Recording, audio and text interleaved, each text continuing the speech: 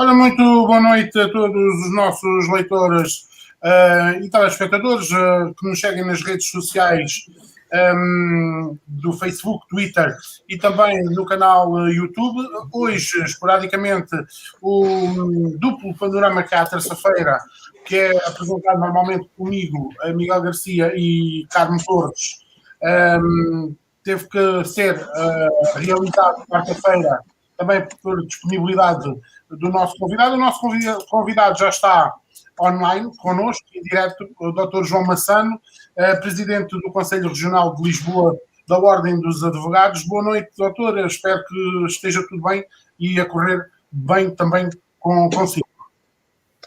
Muito boa noite, muito obrigado pelo convite e desde já peço desculpa pela necessidade de alteração da data do programa, mas agradeço naturalmente terem acedido, porque de facto ontem ter-me sido impossível estar presente e eu agradeço muito o convite que me foi feito para tentar explicar um pouco do panorama dos advogados nesta crise pandémica que a todos afeta. Sim, senhora. Doutor, sem mais demoras, vamos já começar por aí. Estamos a passar uma crise pandémica, Covid-19. Isto não está fácil para o setor da advocacia em Portugal. Eu penso que infelizmente não está fácil para ninguém e para nós, por maioria de razão, trabalhadores sem rede, entre aspas, e prestadores de serviços sem rede, ainda está menos, porque infelizmente a classe dos advogados tem sido votada a um esquecimento generalizado.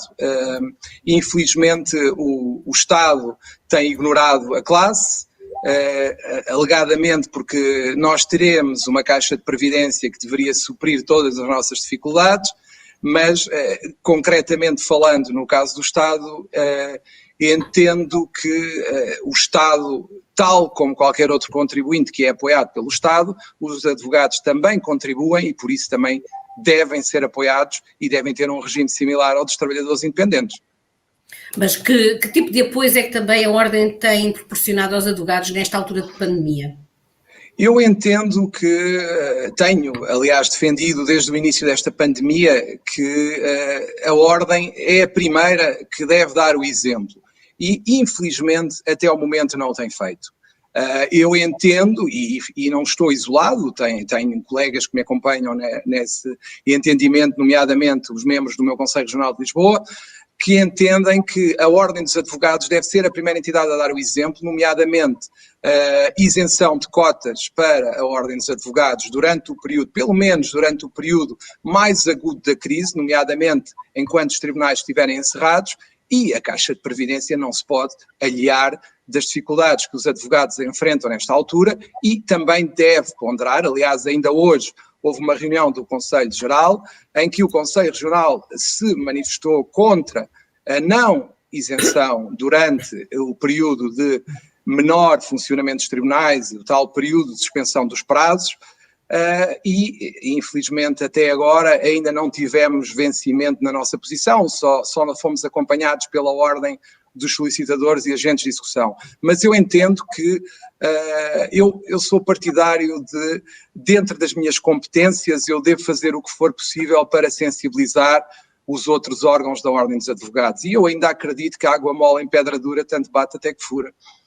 Nós já abordámos esse tema aqui, até com outro convidado também de advogado, o Dr. Paulo Edson Cunha, e uma das questões que era colocada era precisamente o facto da Caixa de Previdência não dar apoio aos advogados e, sobretudo, os advogados não terem sequer direito a uma baixa.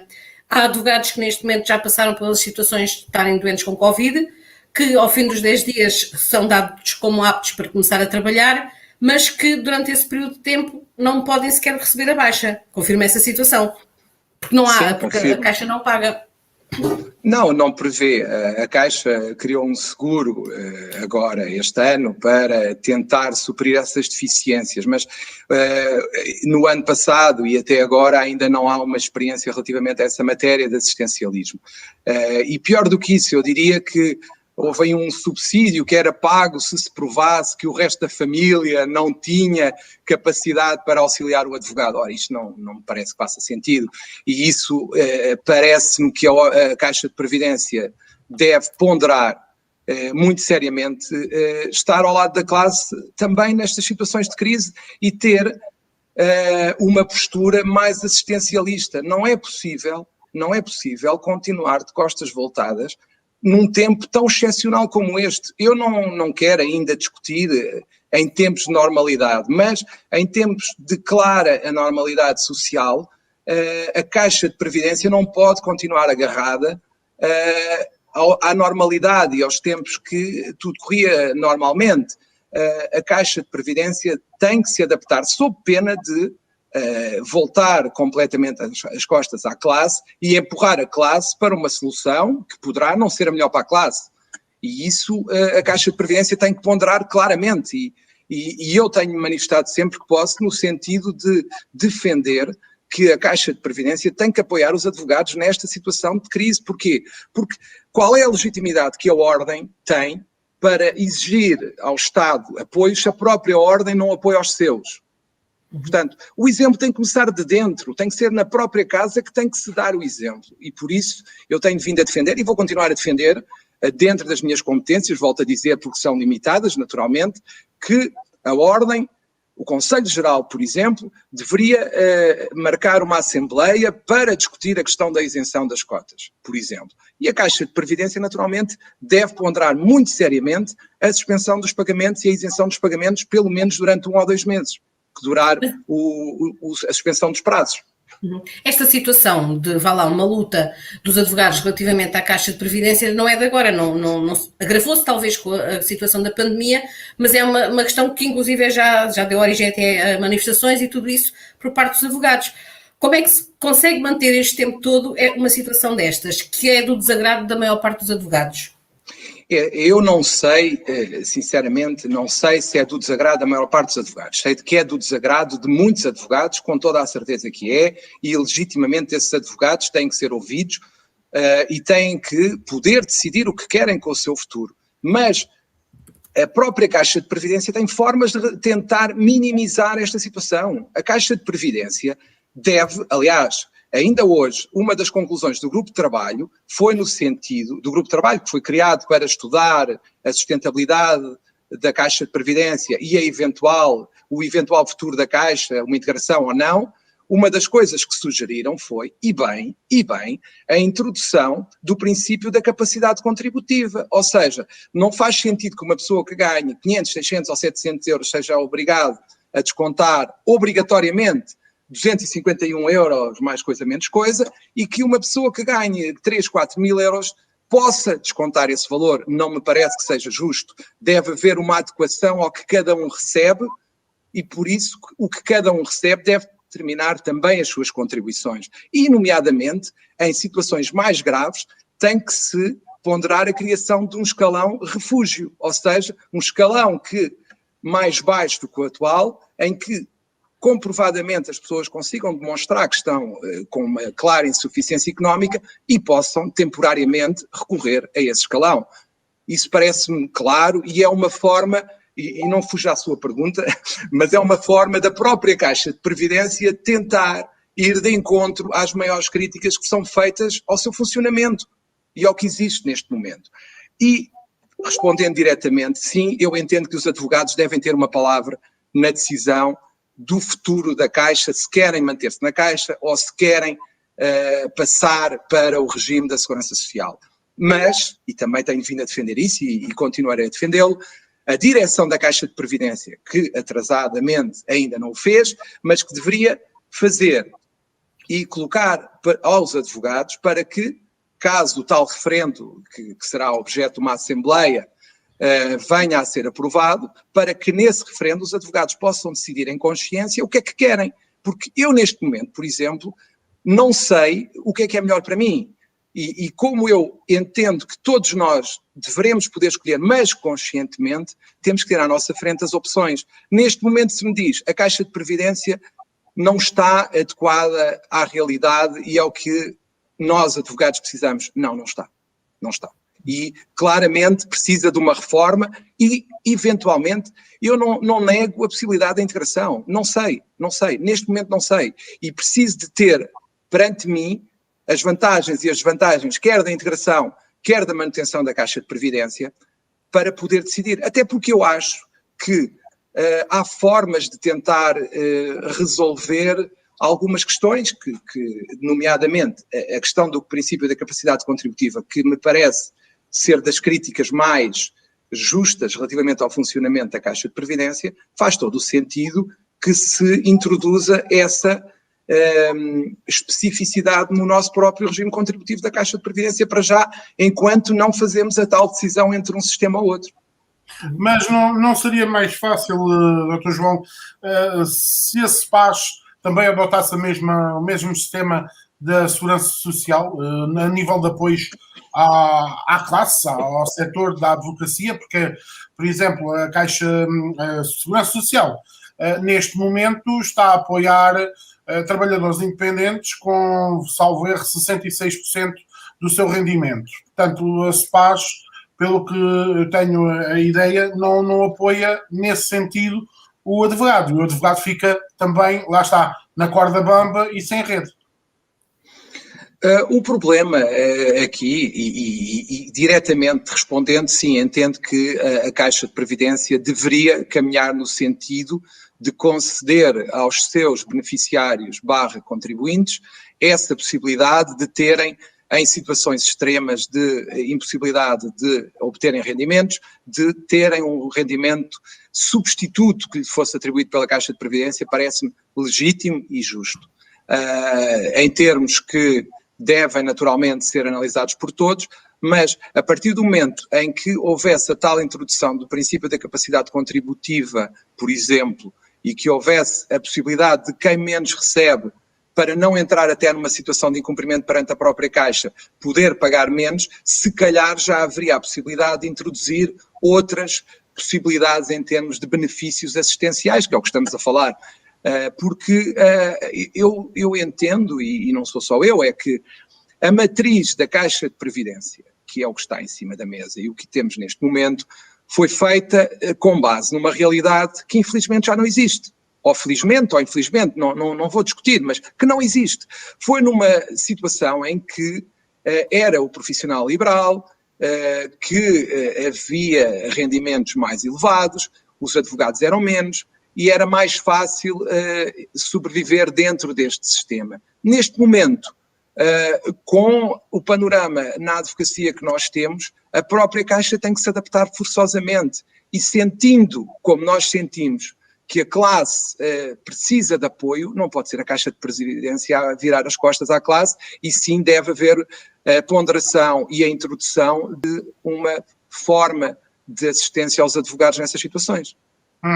Outra questão, e que tem suscitado, se calhar, alarmismo, não muito, mas também não é posto de parte deste alarmismo por parte dos advogados. Nós tivemos acesso ao comunicado do Conselho Geral nas deliberações perante a evolução da pandemia, onde o Conselho Geral diz que deliberou estabelecer um regime excepcional de suspensão de inscrição da Ordem dos Advogados.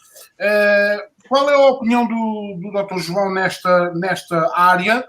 Isto vai, eu no meu entender, e já falei com vários advogados também, se fizerem a suspensão de inscrição, estão literalmente fora dos processos que estão a correr, embora os prazos estejam parados, mas literalmente não podem exercer a advocacia. Isto é solução para ajudar os advogados neste momento? Mais uma vez, eu já tive a ocasião de me pronunciar sobre essa situação e parece-me que, ainda que eu quero acreditar que a intenção fosse boa, a sua concretização não terá sido eventualmente a mais correta, porque de facto a ordem, e como eu tenho vindo a referir, tem que dar o exemplo. Mas dar o exemplo não é dizer às pessoas para deixarem de trabalhar durante um tempo, durante um período. A ordem, o apoio da ordem perante, e todos têm esse conhecimento, penso eu, que ser advogado é caro, é uma profissão cara e que depende exclusivamente do nosso esforço, como falámos há pouco. Ou seja, eu tenho que pagar renda de escritório, consumíveis, se tiver secretária tenho que pagar secretária, se tiver colaboradores tenho que pagar colaboradores, mas mesmo sem colaboradores, mesmo sem secretária, eu tenho que pagar energia, tenho que pagar água, tenho que pagar todas aquelas despesas correntes e ainda tenho que pagar a cota da Ordem dos Advogados e ainda tenho que pagar a contribuição para a Caixa de Previdência. Portanto, são valores elevados e que tornam o exercício da advocacia um exercício caro. E, volto a repetir, exclusivamente suportado por advogados e advogadas. Não me parece que o apoio que a Ordem dá faça sentido dizer pura e simplesmente deixem de trabalhar durante algum tempo para não terem encargos. Não é assim. Eu entendo que a Ordem deve dizer o contrário, deve dizer estamos numa situação grave, a vossa Ordem vai-vos dar o apoio que pode e devem continuar a trabalhar, mas não dizer-nos para deixar de trabalhar.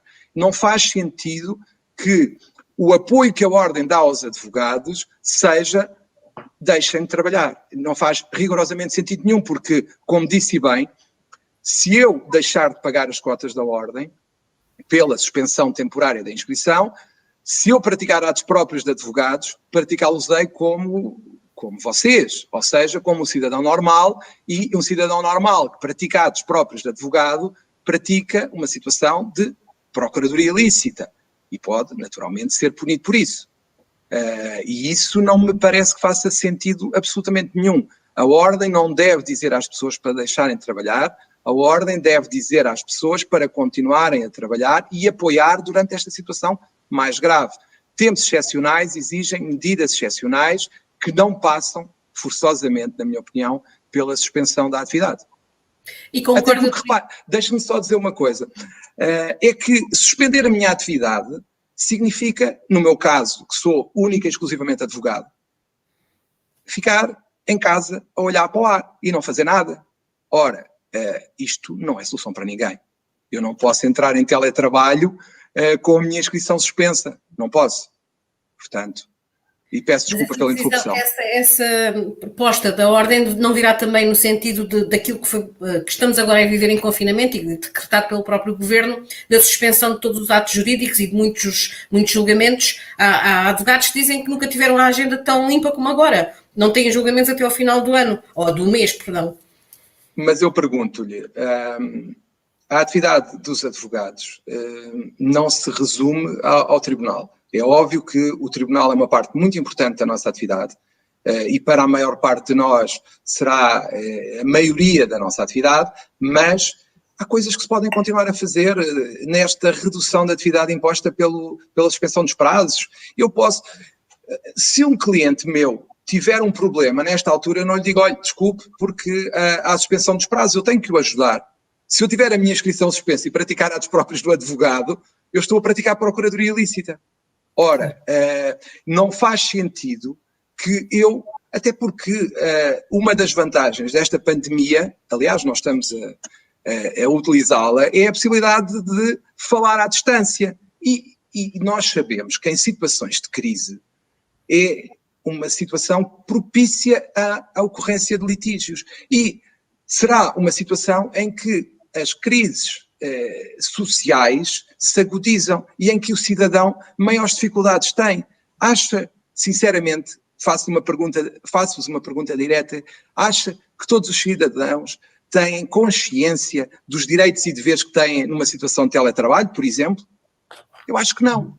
E precisam de apoio. Aí está uma situação, por exemplo, é uma situação em que o próprio Estado deveria patrocinar consultas prestadas por advogados para esclarecer os cidadãos em relação aos direitos e aos deveres que têm numa situação, por exemplo, de teletrabalho.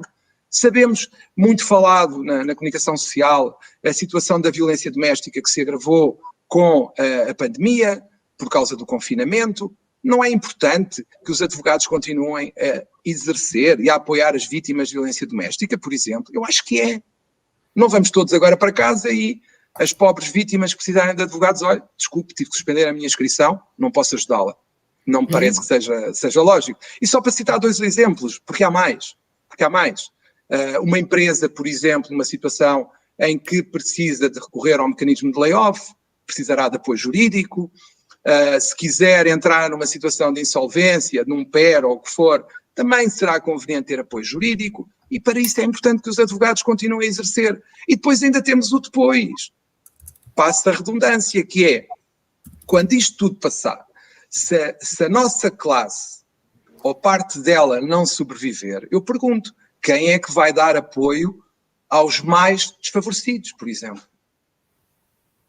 Que essa é outra questão, que também a justiça prevê, ou vá lá, a justiça no sentido da representação também é complicado para cada um, pessoas que não tenham dinheiro acederem a ela. É mesmo assim, diz-se que há a justiça dos ricos e dos pobres, porque nem toda a gente também, apesar do apoio judiciário, mas sabemos que o apoio judiciário, que muitas vezes é pedido à Segurança Social ou por um patrono, também demora tempo a chegar.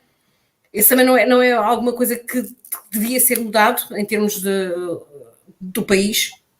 Eu penso que o processo de nomeação, que é o que está referido, nomeação de advogados no âmbito do apoio judiciário, das oficiosas, como normalmente são conhecidas, deveria ser claramente mais expedito, claramente deveria ser mais rápido, deveria haver uma análise mais rápida do processo e a atribuição, em caso de se encontrarem verificados os pressupostos, a atribuição de advogado ser muito mais rápida. Seguramente que isso era bom para toda a gente, quer para o cidadão, quer para o próprio advogado, que teria muito mais rapidamente o processo e poderia iniciar o procedimento judicial muito mais rapidamente. Concordo em absoluto que isso é uma situação que deveria ser resolvida. Essa, ao lado da questão das custas judiciais, que não vale a pena continuar a repetir, toda a gente fala, que são extremamente elevadas e que, face aos requisitos para a concessão do apoio judiciário, a maior parte dos cidadãos, mais uma vez a classe média que tudo paga, é obrigada também a pagar para aceder a tribunal e não me parece nada justo, de todo. Vou recuar um bocadinho só na conversa porque tenho aqui uma questão que me mandaram para colocar, que existem relatos nas redes sociais de defensas oficiosos que podem ser substituídos caso não possam comparecer os advogados por doença em tribunal. Tem conhecimento desse tipo de situações? Infelizmente tenho conhecimento de situações em que isso aconteceu. Porquê?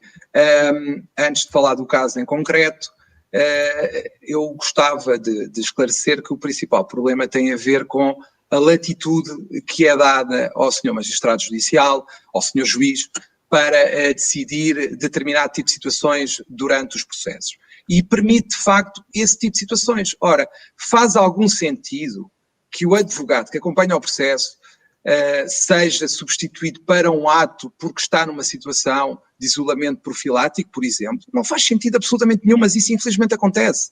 E isso e outras situações do género que também demonstram esse tratamento que é dado aos advogados e que tem que ser combatido, em que, por exemplo, o senhor juiz e o senhor magistrado do Ministério Público estão separados por acrílico e, se for preciso, os advogados estão lado a lado sem qualquer acrílico.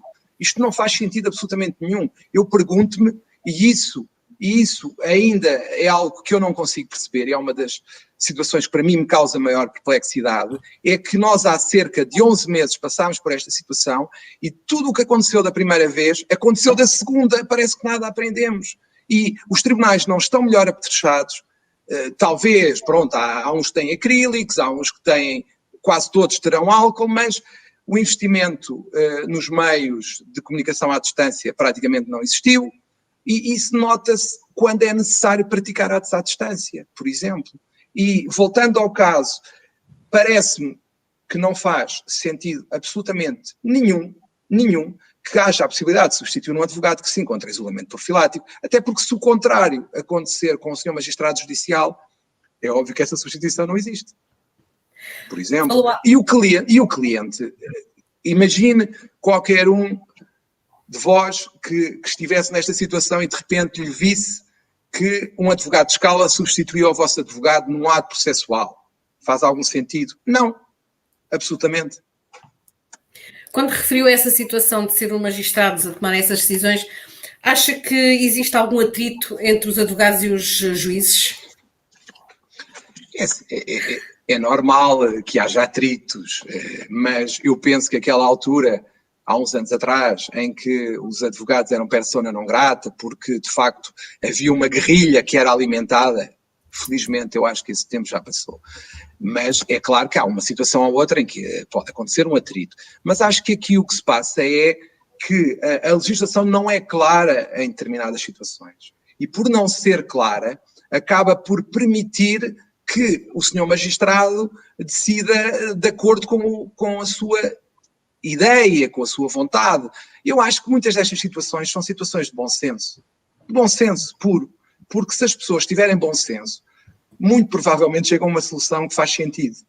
E às vezes é isso que falta, é bom senso na tomada de decisões, porque eu vi magistrados, por exemplo, que fazendo apelo ao bom senso, que é totalmente razoável nestas situações, que escreviam coisas do género. Não obstante, como devem saber, houve uma altura em que o Sr. Primeiro-Ministro disse que havia suspensão dos prazos, mas a lei não foi publicada. E nesse intervalo, até à publicação da lei, havia uma incerteza muito grande, porque de facto os prazos não estavam suspensos, porque não havia legislação. Mas havia magistrados que, fazendo apelo à grave crise pandémica, e apesar de não haver legislação, suspendiam, por exemplo, porque não estavam para correr o risco, nem fazer correr o risco os intervenientes no processo. Referiu também aí que a legislação não é clara. Isso é uma discussão que já tem anos. Não seria a altura de alguém bater o pé e dizer vamos fazer uma legislação em vez daquelas alterações? Uma pessoa às vezes vai ver, como jornalistas até muitas vezes procuramos alguma legislação e é o artigo que foi alterado pelo artigo tal e depois vai só o artigo tal e já está, pronto, é uma salganhada, por assim dizer, do nosso ponto de vista. Não é a altura de alguém chegar à frente e clarificar essa legislação? Isso tem a ver com algo que vocês fazem muito bem, que é a comunicação, de facto. Por um lado, eu acho que muitas das vezes há diplomas que, de facto, a técnica legislativa é péssima, é horrível, até para um jurista, para um advogado, compreender o que lá está não é fácil, quanto mais um cidadão. E acho que isso passa por criar necessariamente deveria haver um gabinete que controlasse a técnica legislativa dos diplomas antes de serem publicados. Claro que sim. E depois deveria haver algo que eu acho que faz muita falta, que é melhorar a comunicação com a comunicação social e com o cidadão, porque a justiça não deve ser opaca, a justiça deve ser transparente. Nós não nos podemos esquecer de uma coisa: a justiça é administrada em nome do povo e não deve estar acima do nome de quem administra. Portanto, a justiça não se pode arrogar de um estatuto de superioridade moral para não justificar as decisões que toma. Eu não digo que se permita uma sindicabilidade tremenda e ilimitada das decisões judiciais, mas acho que as decisões judiciais deviam ser explicadas às pessoas e ao cidadão de forma que eles compreendessem. Porque podem não concordar, mas pelo menos compreendem. Eu acho que neste momento muitas das críticas que são feitas têm a ver com, perdoem-me a expressão, mas com a lógica facebookiana, ou seja, neste momento, eu diria que as pessoas leem 3, 4 linhas de uma decisão ou de uma notícia sobre uma decisão e muitas das vezes isso não é suficiente para perceber a decisão. E a Justiça deveria fazer um esforço para explicar a forma como funciona e como chega às decisões. Isso parece-me fundamental. Dr. João, diga-me uma coisa, eu fiquei aqui com uma dúvida e vou colocar a seguinte questão. Acha que os tribunais, sendo assim, não são seguros neste momento? Eu acho que há tribunais que não são seguros, seguramente, e volto a fazer apelo ao bom senso, ou seja, se eu fizer e se eu agendar uma diligência com várias testemunhas para o mesmo local à mesma hora, é óbvio que eu estou a potenciar um risco de contágio. Se eu, por exemplo, tiver instalações arejadas, que algumas existem, com bastante espaço entre os intervenientes e com marcações claras de horários desfasados, acho que o risco se limita muito.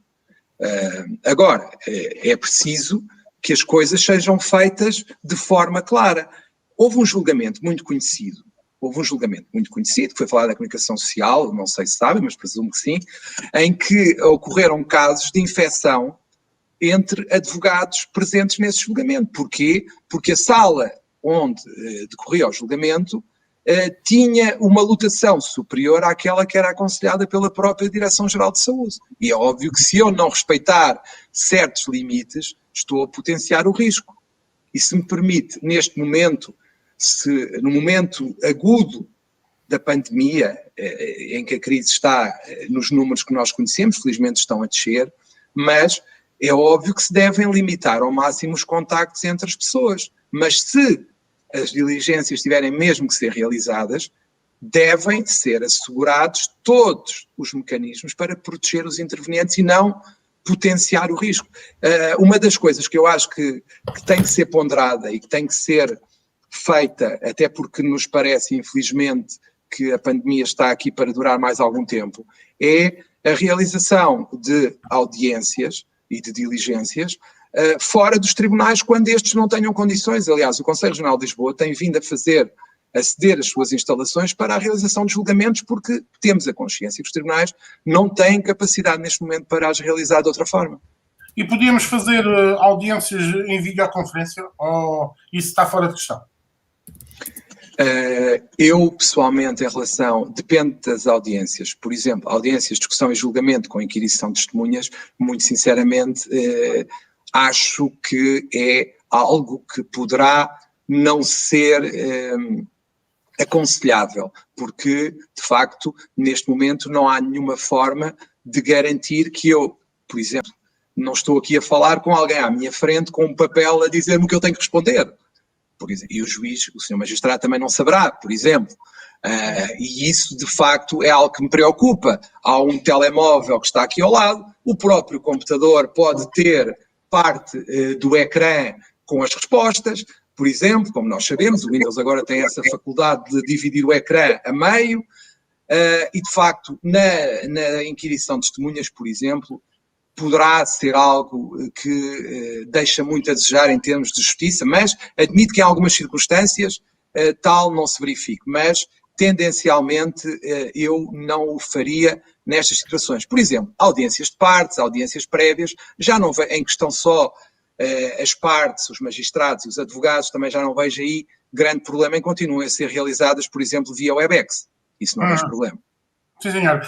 Com a pandemia trouxe problemas aos advogados e também aos estagiários. Sei que há uma petição de 1041 assinantes, até à hora do almoço estava com 1041 assinantes, porque os estagiários também estão a sofrer na pele esta situação da pandemia. Como é que vê esta situação toda e estes casos que os estagiários não estão a cumprir com o calendário que lhes é imposto, porque não têm audiências, não podem estar?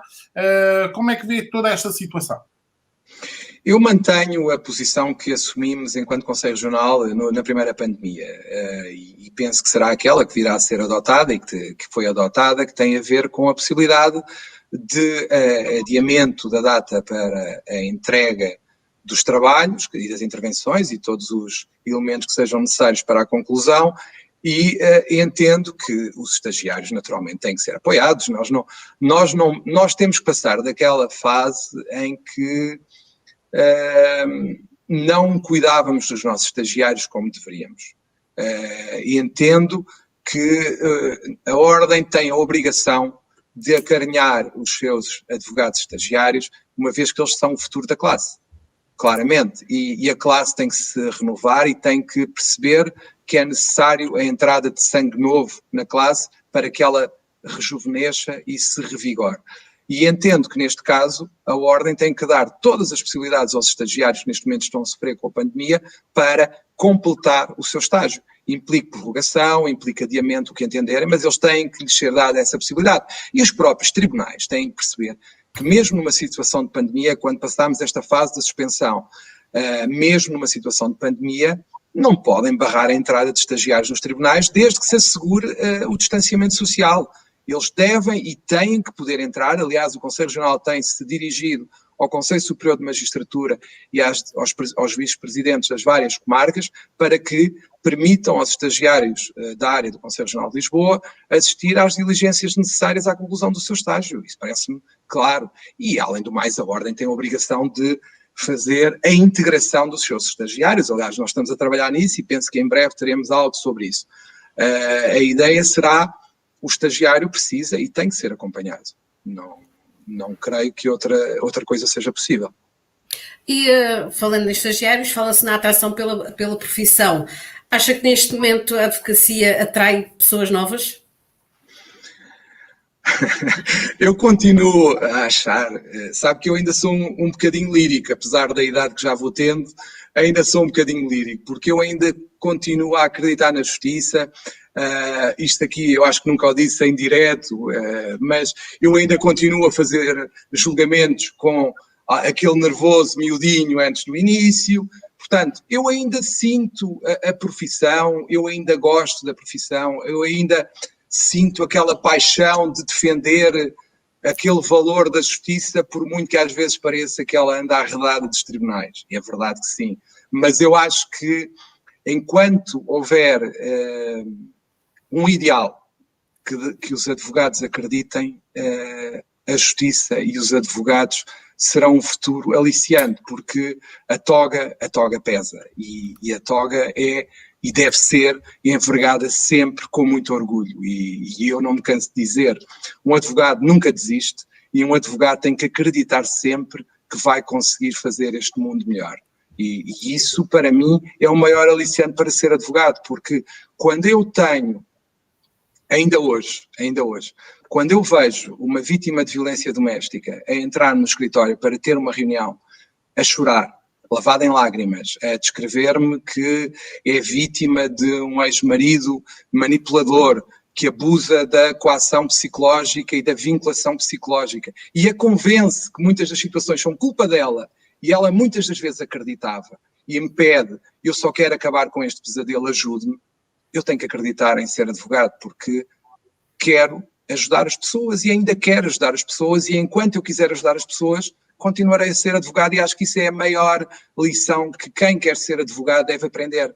É que muitas das vezes, e eu admito que essa ideia passe, a ideia do mercenário, eu não digo que os advogados não querem ganhar dinheiro, obviamente que sim, todos precisamos pagar as nossas contas, não é isso que está em causa, mas o nosso fim último tem que ser sempre a defesa dos direitos das pessoas e o apoio das pessoas.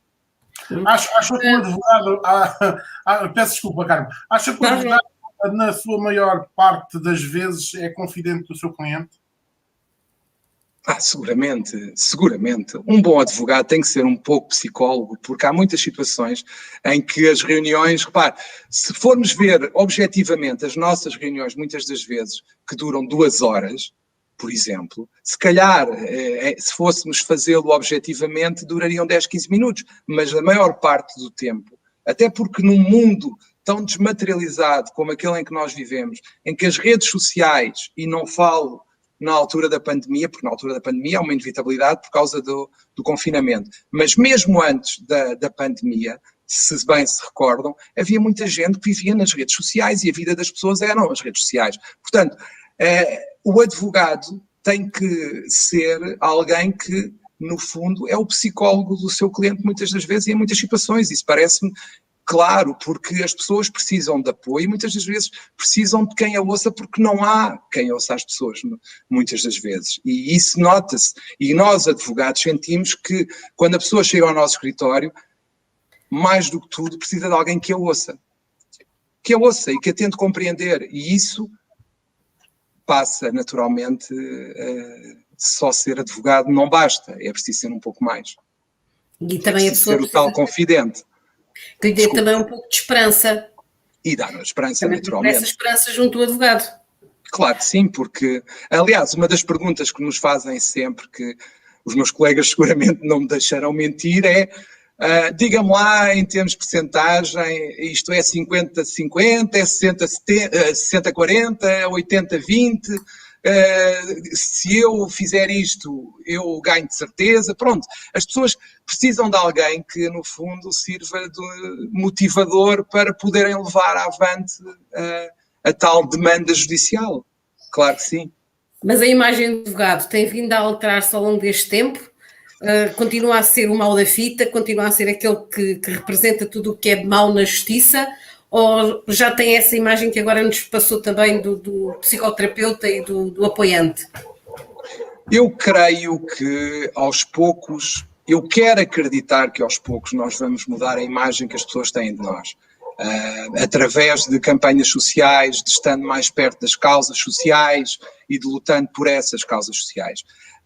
Mas, de facto, temos que combater alguma identificação que nos procuram fazer de mercenários, de pessoas coladas a determinado tipo de interesses. Eu não nego que haja, é óbvio que sim, na classe essa situação existe, é óbvio, mas nós temos que olhar para a maior parte dos advogados que se dedica a causas do cidadão comum e não dos grandes processos, e de facto essas causas são causas que, se as pessoas as conhecessem, se as pessoas conhecessem que os advogados defendem vítimas de violência doméstica, defendem pessoas sem posses, com poucas posses, ajudam-nos a fazer valer os seus direitos, defendem trabalhadores, se calhar se o próprio advogado passar a falar mais sobre o apoio que dá a pessoas em dificuldades graves, e nomeadamente em situações de grave carência económica, se calhar as pessoas começam a olhar para nós de outra forma.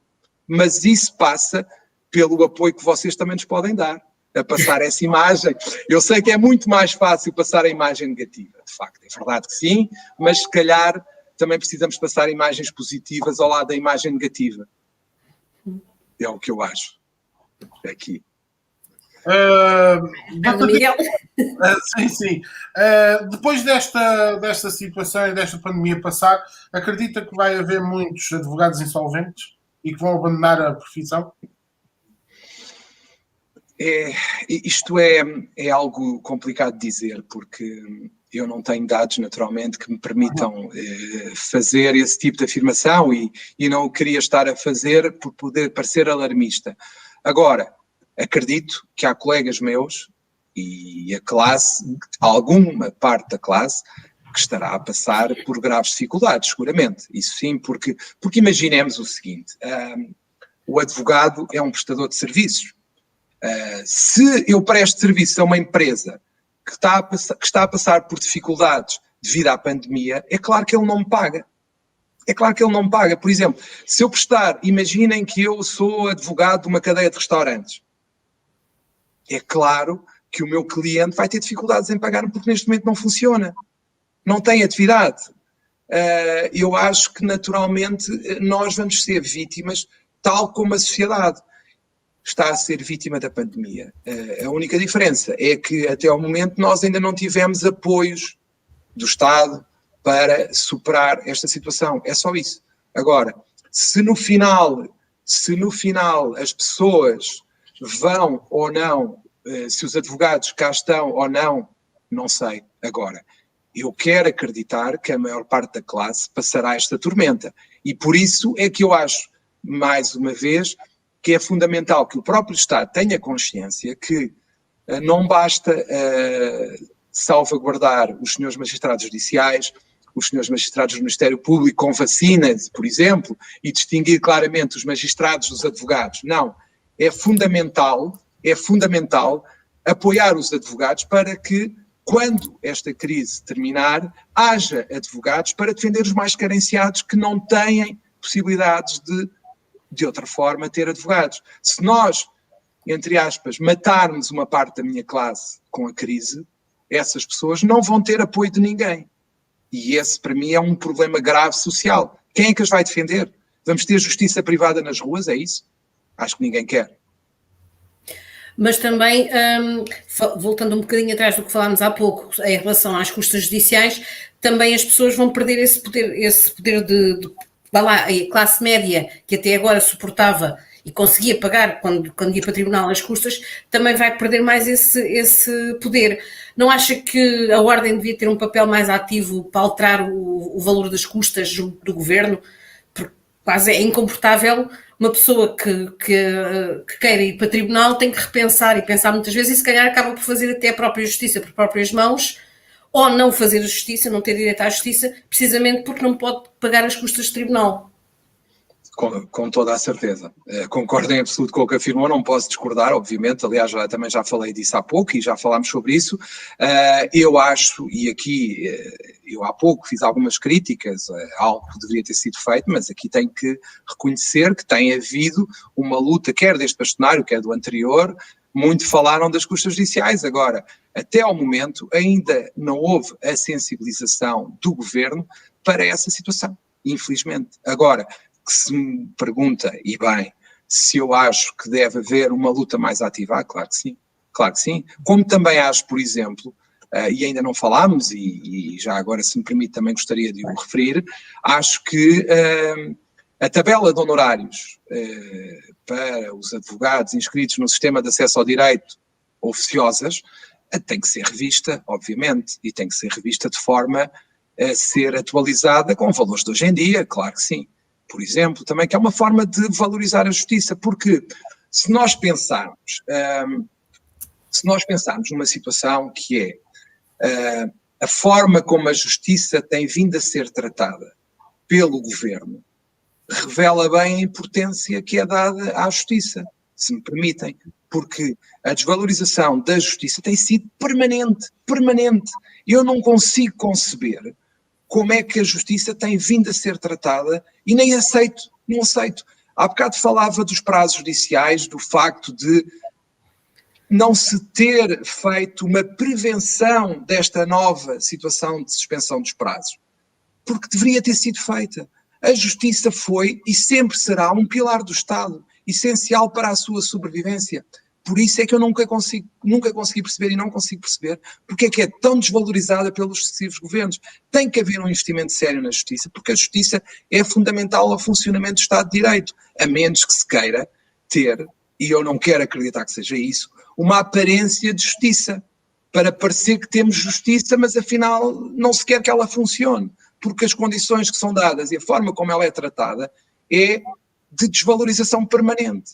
Ora, eu não posso aceitar, por exemplo, nos tribunais administrativos, por falta de meios, se demorem 10 anos a ter uma decisão. Não faz sentido. Por exemplo, eu acho que tem que haver uma credibilização da justiça, mas a credibilização da justiça também passa pela valorização da justiça pelo próprio Estado. Não pode ser o Estado o primeiro, e aqui é um pouco paralelismo com o que eu falei em relação à ordem, não deve ser o Estado o primeiro a virar as costas à justiça, que é um pilar essencial do próprio Estado de Direito, a não ser que nós queiramos incentivar a justiça privada, mas aí mais vale dizê-lo diretamente. Claro. Doutor, diga-me uma coisa, ainda há pouco falou sobre os apoios, por causa dos advogados possam vir a desistir da profissão e insolventes, e falou aí no governo. O que é que espera que o governo faça nos próximos tempos ao setor, a nível de apoio? Eu acho que o governo tem formas de apoiar o setor e de apoiar os advogados. A primeira seria, eu compreendo nesta altura não seja fácil de fazer, mas seria obviamente a revisão da tabela de honorários do sistema de acesso ao direito, atualizando os valores. Outra seria proceder ao pagamento de todo o trabalho efetuado pelos advogados no âmbito desses processos e que já tenha sido confirmado pela Secretaria, e mesmo que ainda não tenha sido confirmado pela Secretaria, se já tiver sido prestado, deve ser objeto de confirmação pela Secretaria e pago da forma mais rápida possível, porque é uma forma de ajudar os advogados nesta altura, que é pagando o trabalho que já foi prestado. Não estamos a falar de trabalho a ser feito, não é provisão, é pagamento de trabalho já feito e confirmado e possível de confirmar. Era uma forma de ajudar a classe. A outra forma seria reestruturar, no fundo, a tabela de honorários de maneira a que determinado tipo de atos passasse a ser pago de imediato e não esperar, por exemplo, pelo resultado de um recurso que pode demorar anos. Ou seja, estabelecer pagamentos intercalares pelo trabalho já efetuado. E chegamos à parte que eu não vejo porque é que o setor da advocacia há de ser discriminado, porque deve ser apoiado como qualquer contribuinte é apoiado, e aqui não estou a falar de apoios prestados pela Segurança Social, mas de apoios prestados pelo próprio Estado ao setor e aos cidadãos, e neste caso o próprio Estado, olhando para nós como contribuintes que somos, deveria apoiar-nos como apoia os outros contribuintes e as outras atividades económicas. Parece-me claro e que fará todo o sentido, é justo, parece-me. Até porque não o fazer será negativamente discriminatório em relação ao nosso setor. E depois também há outra forma. Imagine, uma das situações que tem vindo a ser referida pela Caixa de Previdência, por exemplo, para não conceder apoios, é a sustentabilidade da própria Caixa. Porquê que a Caixa de Previdência, por exemplo, não negocia empréstimos numa fase mais aguda, naturalmente a juros mais baixos do que eu ou do que outro colega meu, para poder apoiar a classe nesta altura em situações excepcionais? Alguém que tenha verdadeiramente e comprovadamente, obviamente, uma situação de insuficiência económica, se a Caixa não tiver condições económicas, ou alegar que não tem condições económicas, pelo menos que tenha a possibilidade e que recorra eventualmente a um empréstimo bancário para, nesta situação excepcional, apoiar os seus. Parece-me lógico e justo. Antes de eu colocar a minha última questão, eu tenho aqui uma questão de um leitor nosso, que é a seguinte: quando o advogado defende o criminoso, também acredita que está a contribuir para um mundo melhor?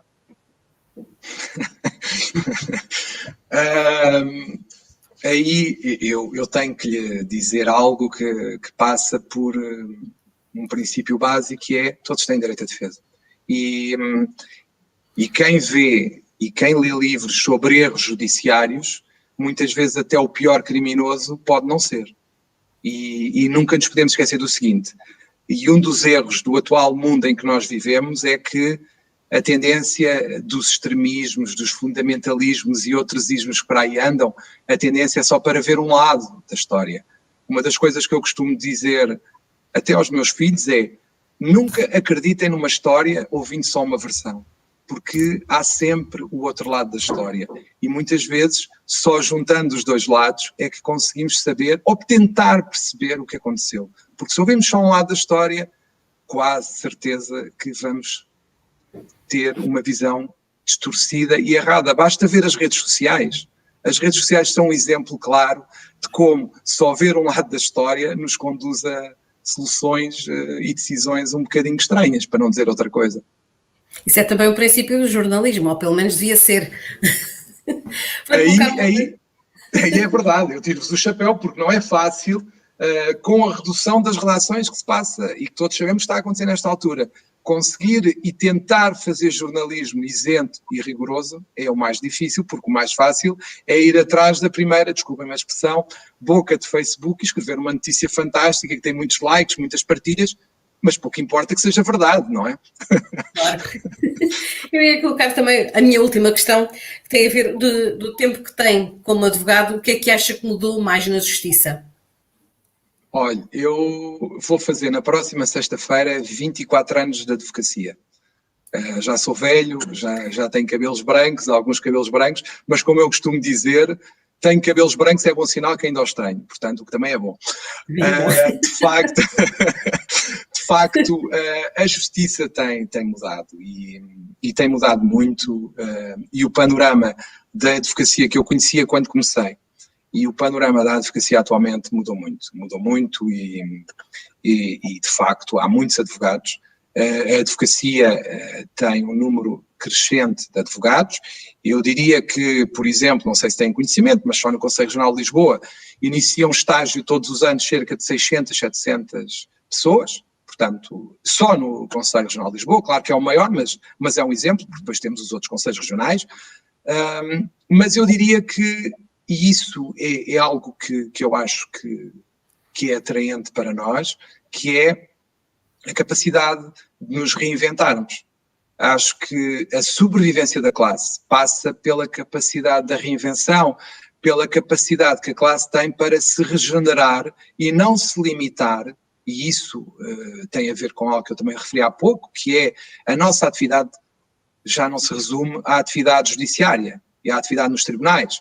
A nossa atividade já tem muitas outras atividades que são atos próprios nossos e que já não são atos judiciários. Por exemplo, a questão dos documentos particulares autenticados, que são conhecidos pelos tais atos notariais, mas que não são atos notariais, naturalmente, porque são praticados por advogado, e que é uma área que os meus colegas e eu próprio temos que ponderar, e mesmo que não a queiramos realizar essa atividade, devemos saber fazê-la, porque nós, e isso eu no Conselho Regional de Lisboa temos tentado fazer, é dar, através da formação, as ferramentas para que as pessoas possam fazer se quiserem.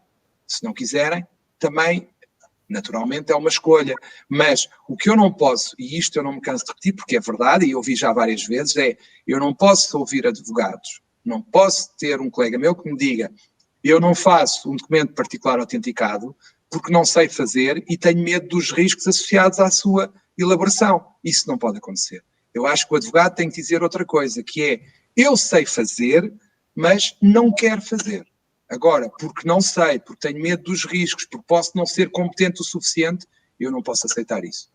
Não posso aceitar e no que me compete, irei fazer tudo para dar formação e muita formação para que todos saibam fazer os atos e depois façam-nos ou não, consoante a sua vontade e não consoante o medo que têm de os fazer. Falou há pouco também da questão dos estagiários, e eu tenho aqui uma outra questão que me tinha falhado um pouco, que é como é que têm reportado os estagiários junto da Ordem as demoras que têm tido no início do novo estágio. Sabemos que nem sempre é fácil começar um estágio, implica algum trabalho, mas como é que isso também tem chegado à Ordem a esses problemas? Até agora, eu confesso que não me chegou, mas isso não quer dizer que não tenham chegado ao Conselho Regional. Mas admito que as dificuldades no início do estágio, a pandemia não nos facilita as coisas e de facto nós, Conselho Regional de Lisboa, sendo o maior Conselho Regional do país e tendo o número que eu lhe falei de estagiários até neste novo curso de estágio, naturalmente está fora de questão fazer um curso de estágio presencial. E, de facto, infelizmente, toda a gente se queixa que não é a mesma coisa, etc, mas eu já temos que passar essa fase, porque não vale a pena continuar a falar disso, mas o atraso que se verifica no início do estágio no Conselho Regional de Lisboa tem uma causa muito simples, que foi devido às exigências da contratação pública e ao facto de nós termos decidido fazer um concurso público para a contratação, para o recrutamento de formadores, implicou um atraso. Isso, e é o que se está a verificar em Lisboa, tem a ver única e exclusivamente com o concurso de formadores que está prestes a concluir-se, e assim que se concluir, daremos início às sessões online de estágio. Isso é a única coisa que se está a verificar e que se nos está a impedir de começar, tem a ver com isso, mas tem a ver com a necessidade que nós sentimos de ter um processo transparente de recrutamento de formadores.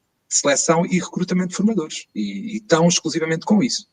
Mas naturalmente que a pandemia também nos prejudica um pouco, até na realização dos atos do concurso, claro que sim. Claro que sim. Vou-lhe colocar a minha última questão, Dr. João, e vou-me atrever a colocá-la. Se fosse atualmente bastonário, o que mudava na ordem e na classe? Isso é uma pergunta muito difícil de responder, porque É óbvio que eu tenho a minha forma de ser, o nosso atual bastonário tem outra forma de ser. Acho que o que eu mudaria era aquilo que eu tenho vindo a defender publicamente. Basicamente era o que eu tentaria, se fosse bastonário da Ordem dos Advogados, obviamente, seria ter uma comunicação diferente com os advogados e, essencialmente, tentar ouvi-los. Acho que, como eu há pouco referi, a justiça, e inclui-me, a mim e à minha classe, tem um problema de comunicação, quer externa, quer interna. E eu, infelizmente, acho que nós, Ordem dos Advogados, também temos um problema de comunicação interna com os nossos. E acho que isso é fundamental, é essencial ouvir e ouvir muito para depois tomar as melhores decisões ou tentar tomar as melhores decisões, porque decidir é sempre muito difícil, porque quem faz é sempre criticado. Quem não faz não é criticado porque não fez nada para criticar. Portanto, mas quem tenta fazer alguma coisa é sempre criticado porque fez A e deveria ter feito B. Isso não há volta a dar. Agora, a minha postura, e acho que esse crédito eu mereço, a minha postura tem sido sempre uma postura de ouvir as pessoas e tentar perceber os anseios da classe e dar expressão no âmbito das competências que me foram conferidas enquanto presidente e aos meus colegas no meu conselho, ouvir a classe e expressar através da minha voz os anseios da classe, que é o que eu tenho tentado fazer. Mesmo para finalizar, de futuro podemos ter o Dr. João Massano como candidato à Ordem? Essa é uma pergunta que não vou dizer que não me têm feito, é óbvio que sim. Eu tenho tido muita gente a falar comigo sobre esse assunto, como devem calcular, mas eu neste momento estou concentrado naquilo para que fui eleito. E apesar de parecer, e é verdade que esta situação pandémica teve o condão de transformar um ano em 10, eu diria que o último ano para mim pareceram-me 10, em termos de sensações, de situações e tudo mais, mas só passou um ano e um mês. Eu tomei posse, salvo erro, a 31 de janeiro, portanto, um ano e pouco, um ano e meio, um ano e 15 dias, mais coisa, menos coisa, por aí. Portanto, neste momento, o que eu quero fazer é, dentro das competências que o Estatuto me dá enquanto Presidente, é continuar a exercê-las o melhor que sei, de acordo com o que me é transmitido pelos advogados e advogadas, e o futuro a Deus pertence, naturalmente. Ok. Foi assim que estivemos à conversa com o Dr. João Massano, Presidente do Conselho Regional de Lisboa da Ordem dos Advogados. Espero que quem nos tenha seguido nesta hora tenha gostado desta conversa, uma conversa muito agradável. Para a semana estaremos cá na terça-feira com outro convidado ou convidada. Até lá, uma boa noite. Boa noite.